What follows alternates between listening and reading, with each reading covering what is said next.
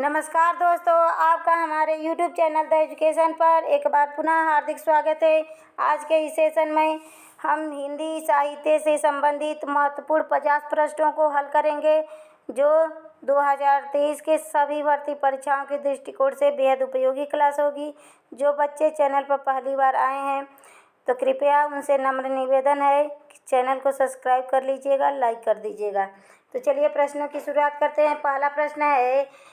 पहला प्रश्न क्या दिया है? स्थापना दिया है। स्थापना ये क्या है कि मार्क्सवादी जो सौंदर्य शास्त्री हैं वह सौंदर्य को सर्वोपरि नहीं माने, वह श्रम सौंदर्य को सर्वोपरि माने हैं। जो हम अपने कर्म इंद्रियों के द्वारा श्रम करते हैं, मार्क्सवादी अपने कर्मों पे विश्वास किए हैं कि कर्म को, श्रम को, मेहनत को सर्वोपरि सौंदर्य मानते हैं। और पहले के व्याकरणाचार्य सौंदर्य शास्त्र को सर्वोपरि मानते थे। तो उसका तर्क क्या दिया गया है कि क्यों वह श्रम सौंदर्य को सर्वोपरि मानते हैं। तो मार्क्सवादियों के अनुसार ये शरीर का हाथ है, मात्र कर्म इंद्रिया न होकर आर्ध सर्जना शक्ति है। हाथ से ही हम किसी का भी सृजन कर सकते हैं, चाहे हम ड्राइंग बना सकते हैं, पढ़ सकते हैं, लिख सकते हैं, मूर्तियाँ बना सकते हैं। हर एक काम अपने कर्म इंद्रियों, हाथों के द्वारा, शरीर के अंगों के द्वारा करते हैं। वही हर कला की सृष्टि करता है। हर एक कला का सृष्टि क्या करता है? हाथ करता है। अतः श्रम और सौंदर्य एक दूसरे के पूरक हैं, न कि केवल सौंदर्य शास्त्र सर्वोपरि है। और प्राचीन व्याकरणाचार्य सौंदर्य शास्त्र को सर्वोपरि मानते थे, लेकिन मार्क्सवादी आलोचक सौंदर्य का, श्रम और सौंदर्य को एक दूसरे के पूरक माने हैं। तो इसमें से पूछा है कि सही कौन है, गलत कौन है। ए सही है, उसका तर्क आर गलत है, या ए गलत है और आर सही है, या ए और आर दोनों सही हैं, या ए और आर दोनों गलत हैं। तो दोनों सही हैं। Option number C right answer. क्योंकि मार्क्सवादी आलोचक कर्म को ही प्रधान मानते हैं, श्रम को ही सौंदर्य मानते हैं। और क्यों मानते हैं? क्योंकि हम अपने कर्म इंद्रियों के द्वारा विभिन्न सर्जना शक्तियों को, विभिन्न सृष्टि के कार्यों को पूरा कर सकते हैं। तो option number C right answer. Question number दूसरा है, आदत से अक्खड़ स्वभाव से फक्कड़। आदत से अक्खड़ स्वभाव से फक्कड़ किस कवि का उपनाम है? कि वह आदत से अक्खड़ हैं और स्वभाव से फक्कड़ हैं। बिल्कुल नए पैटर्न पर आधारित प्रश्न है। प्रश्न अच्छा लगे, आपके परीक्षा को उपयोगी लगे, प्लीज़ चैनल को सब्सक्राइब कीजिएगा। सूरदास हैं, कबीरदास हैं, तुलसीदास हैं कि रसखान हैं? तो option number B right answer. Kabir ही ऐसे थे कि जो अपने आदत से अक्खड़ स्वभाव के थे और स्वभाव से फक्कड़ थे। Option number B right answer.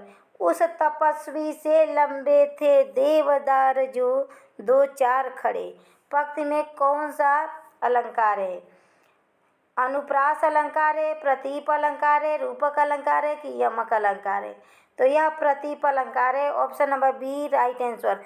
और प्रतीप अलंकार उसमें क्यों है? उसी तपस्वी से आया है, तो आप लोग उपमा समझोगे, क्योंकि सा से सरिस सम यह उपमा के वाचक शब्द हैं, उपमा अलंकार के वाचक शब्द हैं। लेकिन क्या है? उसी तपस्वी क्या है? मनुष्य है।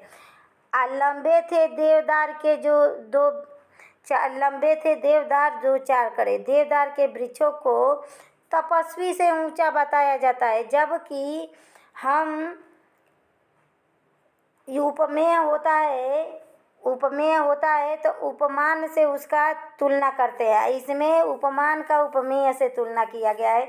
इसमें तपस्वी को महान नहीं बताया गया है, देवदार को महान बताया गया है। जहाँ पर जो मनुष्य जीवित होते हैं उनका उपमा प्राकृतिक चित्रों से दिया जाता है, वहाँ पे उपमा अलंकार होता है। और जहाँ पे प्राकृतिक चित्रों की तुलना, प्राकृतिक चीज़ों की तुलना मनुष्यों को उपमा बना के दिया जाता है, वहाँ पे प्रतीप अलंकार होता है। प्रतीप अलंकार उपमा अलंकार का बिल्कुल विपरीत होता है, बिल्कुल उल्टा होता है। तो यहाँ पे तपस्वी को गौड़ कर दिया है, जबकि तपस्वी जीवित व्यक्ति है, और देवदार को बड़ा कर दिया है, देवदार को महान कर दिया है, देवदार के वृक्षों को। Option number B right answer. जहाँ पर भी देखिएगा जिस भी कविता के पंक्ति में कि अगर प्राकृतिक आदमियों को या जीवित व्यक्तियों को, जीवित वस्तुओं को गौण किया जाए और प्राकृतिक वस्तुओं को महान किया जाए, वहाँ पे उपमा प्रतीप अलंकार होगा। और जहाँ प्राकृतिक मनुष्यों की तुलना प्रकृति से किया जाए, या जहाँ मनुष्यों को ऊंचा बताया जाए और प्रकृति को गौण बताया जाए, वहाँ पे क्या होता है, उपमा अलंकार होता है। फिर क्वेश्चन नंबर 4 देखिए कि स्थापना तर्क ही दिया है। आजकल इस प्रकार के प्रश्नों का ट्रेंडिंग हो गया है, तो हम कई सारे प्रश्न स्थापना और तर्क से संबंधित लाए हैं। स्थापना क्या दिया है, इस वर्ड बोर्ड व्यक्ति के भीतर यथार्थ उद्घाटित करता है, अतः यह अत्यंत महत्वपूर्ण है। तर्क क्या दिया है, यह आस्था और तर्क दोनों को नकारता है, अतः अधिक महत्वपूर्ण है। ए सही है, आर गलत है, और ए और आर दोनों सही है। ए गलत और आर सही है, ए और आर दोनों गलत है। Option number C right answer, A गलत है और आर क्या है, सही है। Option number C right answer. Question number 5 है, आचार्य रामचंद्र शुक्ल ने किन 2 प्रमुख तथ्यों को ध्यान में रखकर हिंदी साहित्य के इतिहास के कालखंडों का नामकरण किया है? ग्रंथों की प्रसिद्धि, ग्रंथों की प्रचुरता एवं ग्रंथों की प्रसिद्धि, ग्रंथों की उपलब्धता या रचनाओं की संख्या। उत्तर है option number B right answer, ग्रंथों की प्रचुरता एवं ग्रंथों की प्रसिद्धि के आधार पर आचार्य रामचंद्र शुक्ल ने कालखंडों का नामकरण किया कि किस कालखंड में कौन सा ग्रंथ ज़्यादा लिखे गए हैं और उनकी प्रसिद्धि क्या है। तो option number B right answer. संदेश राशक किसके ग्रंथ हैं, कौन सा ग्रंथ है? संदेश राशक क्या है? खंड काव्य है, प्रबंध काव्य है, महाकाव्य है कि कोई नहीं? तो संदेश राशक एक खंड काव्य है। यह अब्दुल रहमान के द्वारा लिखा गया यह ग्रंथ है संदेश राशक। और संदेश क्या करते हैं, हम टुकड़े टुकड़ों में, खंडों खंडों में भेजते हैं संदेश को, कभी कुछ भेज दिया, कभी कुछ भेज दिया। तो संदेश राशक क्या है, एक खंड काव्य है। Option number A right answer. Question number 7 है, प्रेमचंद्र ने उपन्यास की किस लेखन परंपरा का प्रवर्तन किया? यथार्थवादी लेखन का, आदर्शवादी लेखन का, आदर्श उन्मुख यथार्थवादी लेखन का, या यथार्थवादी आदर्शमुखी? तो option number C right answer, आदर्श उन्मुख यथार्थवादी। क्योंकि प्रेमचंद्र अपने कहानियों में जो यथार्थ होता है, जो यथार्थ था उन्हीं का चित्रण किए। जो समाज में घटनाएं हो रही थी उस समय, जैसे व्यवहार मनुष्य कर रहे थे एक दूसरे के प्रति, उसी प्रकार की कहानियाँ लिखी। लेकिन वह बाद में तो ये पहले तो यथार्थवादी थी, बाद में आदर्शोन्मुख यथार्थवादी क्यों हो गया? क्योंकि उनके पात्र लास्ट में जाके एक दूसरे से समझौता कर लेते हैं और फिर मिल जाते हैं, तो आदर्श स्थापित कर देती है। इसीलिए प्रेमचंद की कहानियाँ क्या है, आदर्श उन्मुख यथार्थवादी है। प्रेमचंद्र का मूल रूप से हिंदी में लिखा गया प्रथम उपन्यास कौन है? देवस्थान रहस्य है, सेवा सदन है, कायाकल्प है, या वरदान है? तो प्रेमचंद्र का मूल हिंदी में लिखा गया प्रथम उपन्यास कायाकल्प है। Option number C right answer.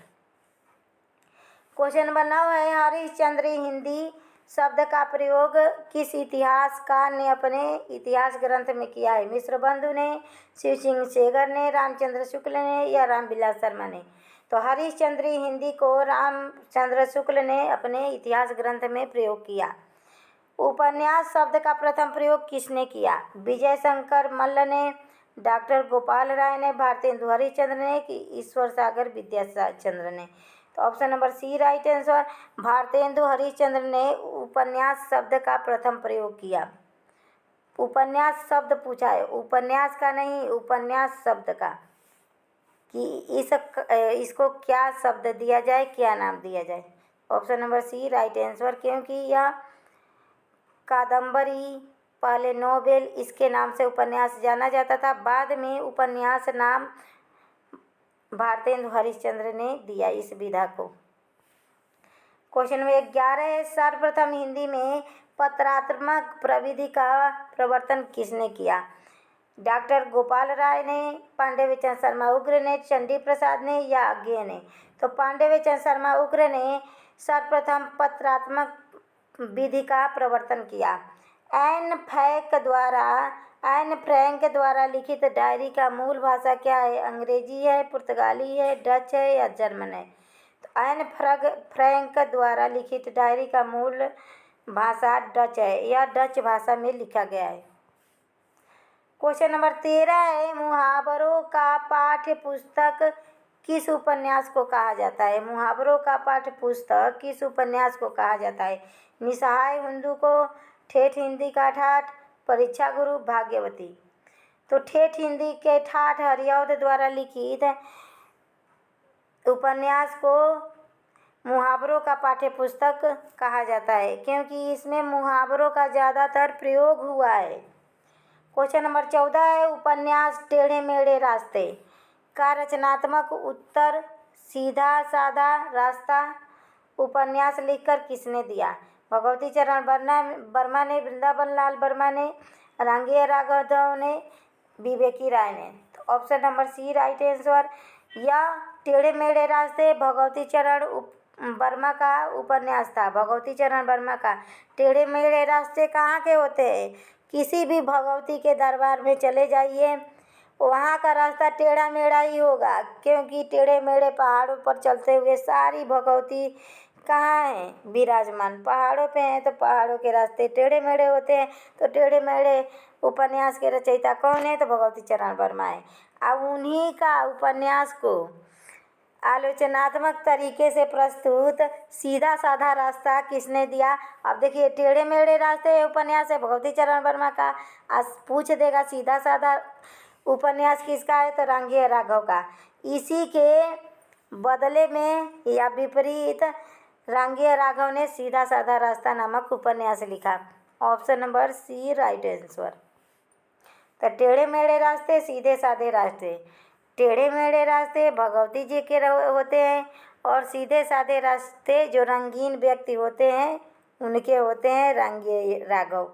कभी नहीं भूलेगा, यह बातें ज़रूर पेपर में आप लोगों को याद आएगी।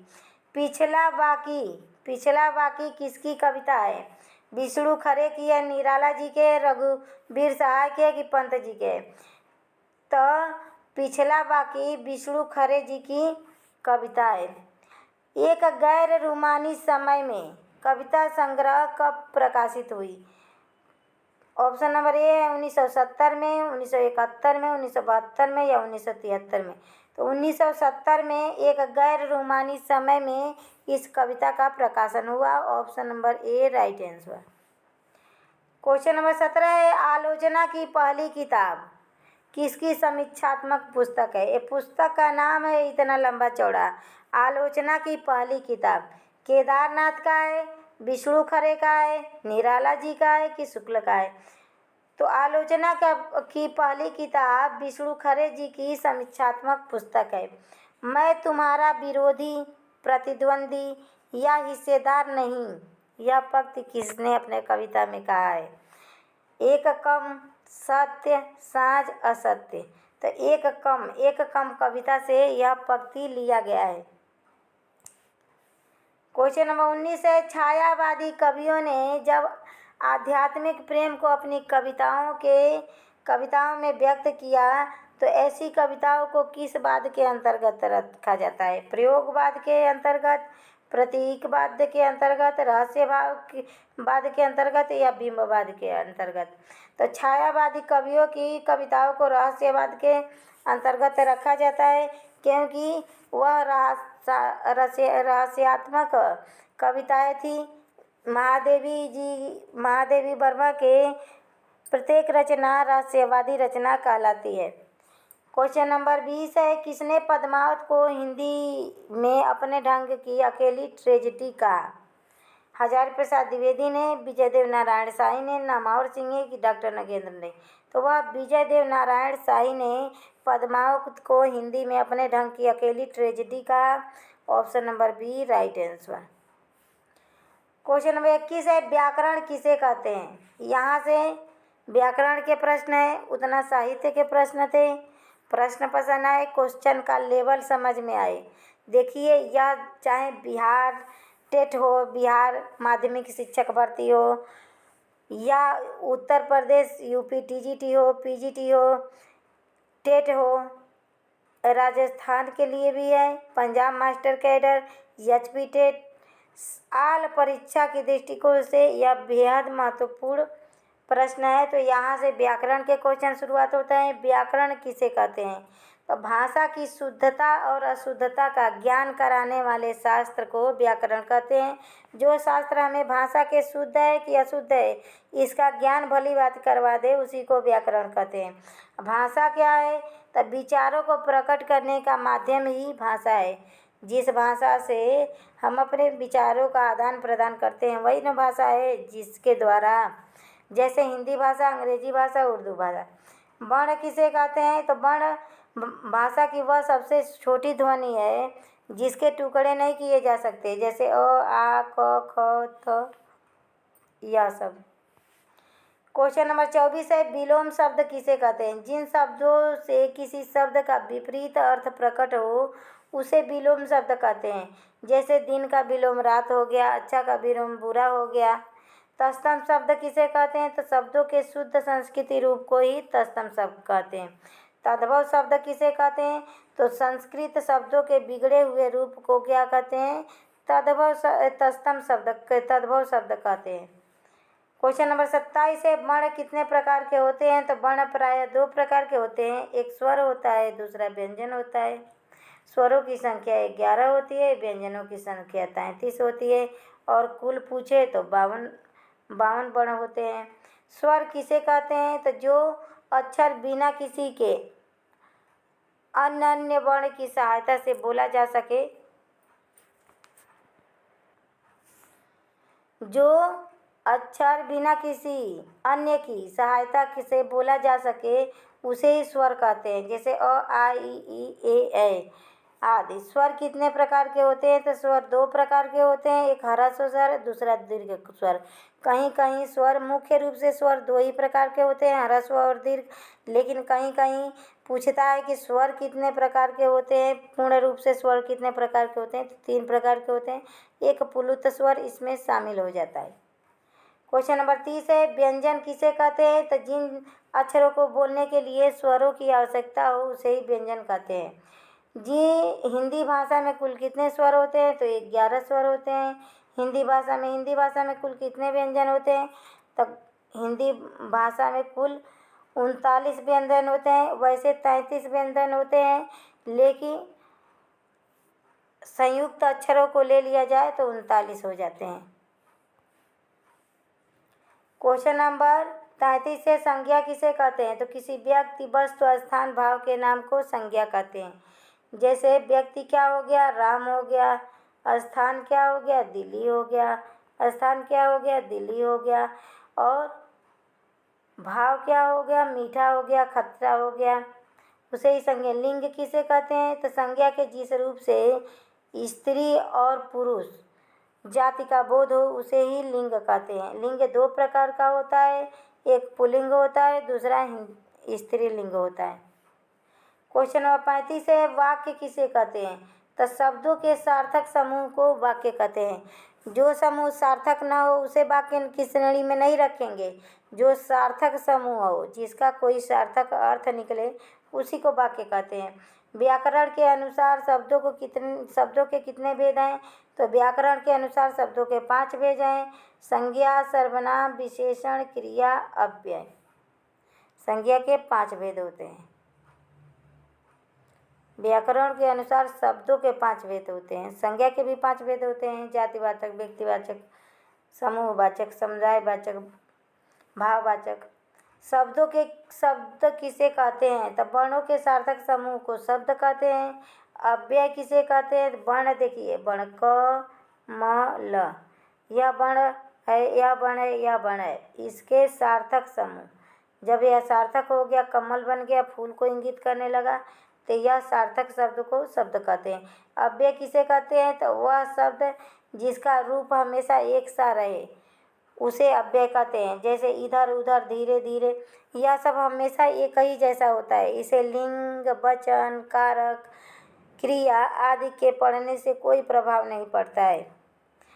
क्रिया किसे कहते हैं? जिस शब्द से किसी काम का होना पाया जाता है, करना या होना पाया जाता है, उसे क्रिया कहते हैं। क्वेश्चन नंबर 40 है, विशेषण किसे कहते हैं? जो शब्द किसी संज्ञा या सर्वनाम की विशेषता बताए उसे विशेषण कहते हैं। सर्वनाम किसे कहते हैं? जो शब्द संज्ञा के स्थान पर बोले जाते हैं उन्हें सर्वनाम कहते हैं। तो आज का यह सेशन कैसा लगा? आज का यह लास्ट प्रश्न था। आज का सेशन यहीं समाप्त होता है। सेशन पसंद आए तो प्लीज़ चैनल को सब्सक्राइब कीजिए, लाइक कीजिए, शेयर कीजिए। धन्यवाद दोस्तों, नमस्कार।